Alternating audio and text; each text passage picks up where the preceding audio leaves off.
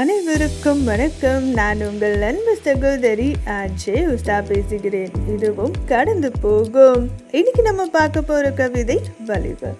உடைந்த கண்ணாடி துண்டுகளாய் மனதின் ஆழத்தில் குத்தி நிற்கிறது வார்த்தைகளால் விவரிக்க முடியாத ஒரு வலி. சிரிப்பின் பின்னால் ஒளிந்து கொண்டு கண்களில் கண்ணீரை கலக்கிவிட்டு நிறைய வலிகள் உள்ளுக்குள்ளேயே உறங்கிக் கொண்டிருக்கின்றன. நீரோட்டத்தை போல் தொடர்ச்சியாக எரிமலை போல் வெடித்து சிதறி வலிகள் ஒரு பாடமாகவோ அல்லது ஒரு புயலாகவோ என் வாழ்க்கையில் வந்து செல்கின்றன.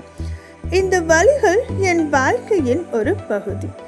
ஒரு துணையாக, ஒரு ஆசிரியராக, ஒரு பாடமாக நான் இதை கடந்து செல்லத்தான் வேண்டும்.